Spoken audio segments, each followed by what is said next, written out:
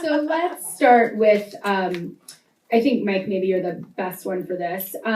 Maybe the background of Jews and the adult entertainment industry, either from the filmmaking perspective, management perspective, active perspective, viewing perspective. Share. You sure this isn't one you want to take? I have some thoughts on it. Here. Jews in the adult industry, there's a lot of them. It was pretty much founded by the adult industry, or I'm sorry, the Jews. The adult, I had a couple beers. The adult industry was pretty much founded by the Jews.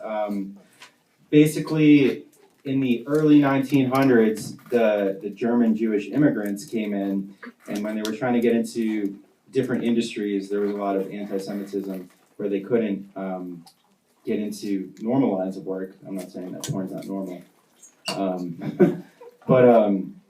So they gravitated towards the porn industry because it's like kind of the seedier cousin of the Hollywood industry, which had already been controlled by the Jews.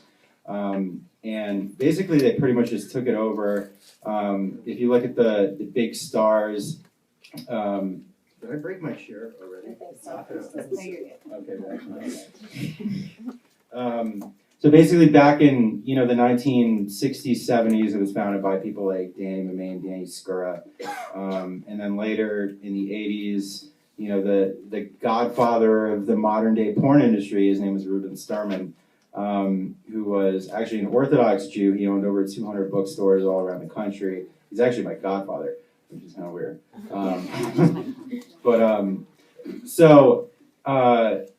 Reuben Sterman, what the Jews did pretty much was they revolutionized the adult industry and made it their own. So there was no space for anti-Semitism, and they basically controlled everything. So back in the 80s, the only way you could get pornography was to go through someone like Reuben Sterman, and he controlled, all of his stores and all the stores that he didn't own. They actually had to pay him a tax to carry his product, and he was the only place that you could get product from, peep shows from. And later, what the Jews did was they started the manufacturing end of the business. There were a lot of Italians that were coming into the business, but what they did was they created the manufacturing side, which is the replication, the printing, because back in the day, if you wanted to make a VHS or a beta tape or whatever, you couldn't go down to Kinko's or any mainstream printer and be like, I want to print, Gang Bang My Mom #3 or something. I'm keeping it clean. Yeah, no. I promised I would. Yeah. Clearly. That works too. We haven't done that yet. But.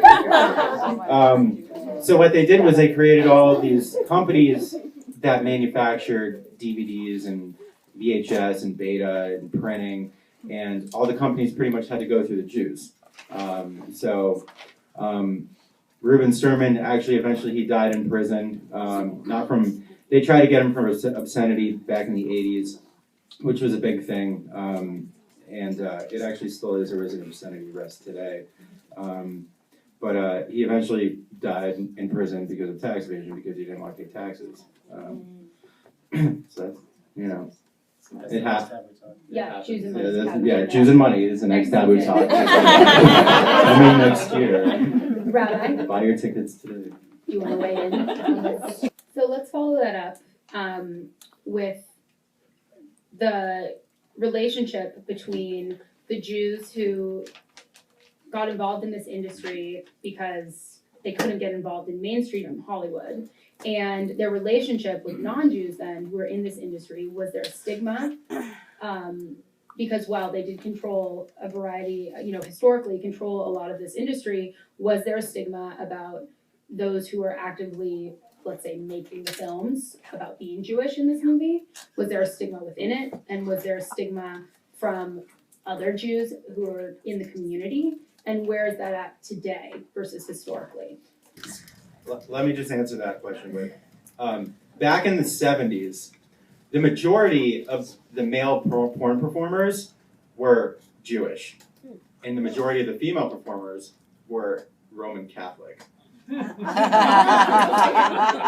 if you look at the names from like the classic porn stars, You got Ron Jeremy, which isn't really Jewish, but you have Herschel Savage. Is that his real name or his porn name? That's his porn name. Herschel was his porn name? For That's not the one I would pick.